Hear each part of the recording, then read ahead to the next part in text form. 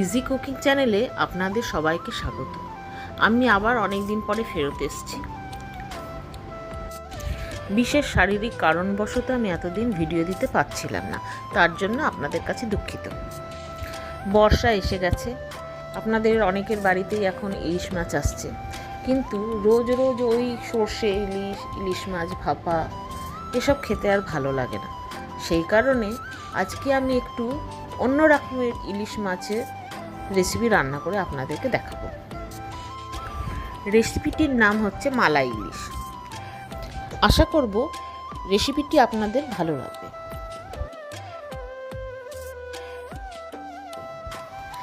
এখানে আমি ইলিশ মাছের 5টা টুকরো নিয়েছি। ইলিশ মাছটাতে ডিম আছে কিন্তু। আর এবার এই ইলিশ মাছটাকে আমি 1.5 চামচ নুন আর 1.5 চামচ হলুদ দিয়ে এই 15-20 মিনিটের জন্য ম্যারিনেট করে রেখেছি।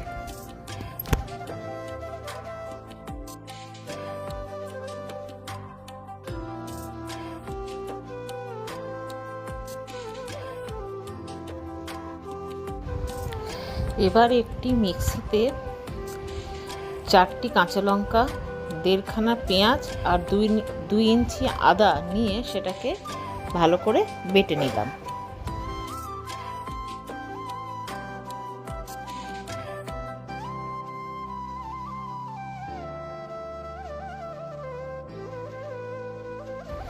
মশলা মিহি করে বাটা হয়ে গেলে গ্যাসে কড়াই চাপিয়ে 3 বড় চামচের সর্ষের তেল দিলাম।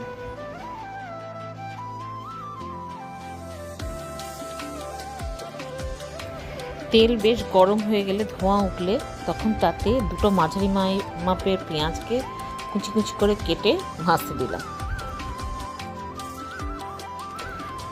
পেঁয়াজ হালকা ভাজা ভাজা হয়ে আসলে তখন তাতে 4টে গোটা কাঁচা লঙ্কা দিয়ে দিলাম এবং পেঁয়াজটাকে আরও ভাজতে লাগলাম যতক্ষণ না পেঁয়াজটা হালকা লাল লাল হয়ে আসে।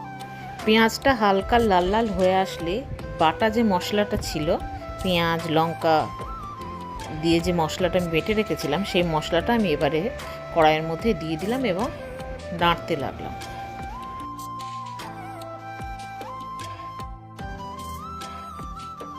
তো নুন দিলাম,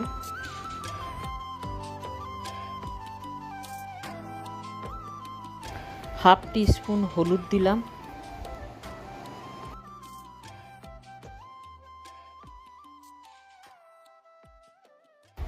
1 টিস্পুন লাল লঙ্কার গুঁড়ো দিলাম। লাল লঙ্কাটা হচ্ছে কাশ্মীরি লঙ্কার গুঁড়ো।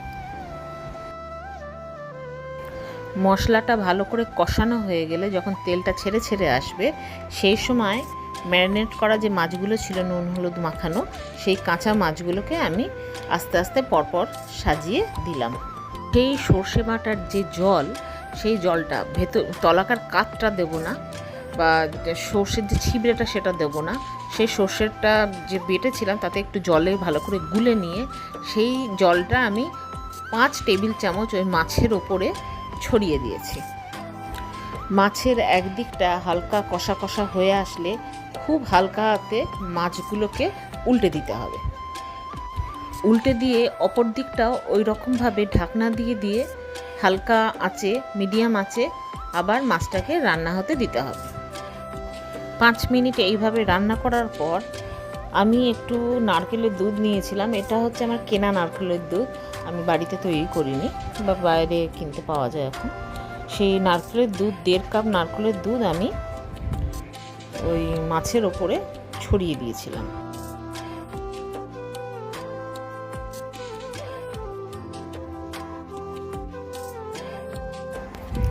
এরপর ওপর দিয়ে কিছু কাঁচা লঙ্কা চিড়ে, উপরে 4-5টা কাঁচা লঙ্কা চিড়ে উপর দিয়ে ছড়িয়ে দিতে হবে। নিয়ে একটা ফুট দিতে হবে। একবার ফুটে উঠলে তখন সেটাকে গ্যাস থেকে নামিয়ে দিতে হবে। নিয়ে ঢাকা দিয়ে 5 মিনিট রেখে দিতে হবে, স্ট্যান্ডিং টাইমে রাখতে হবে।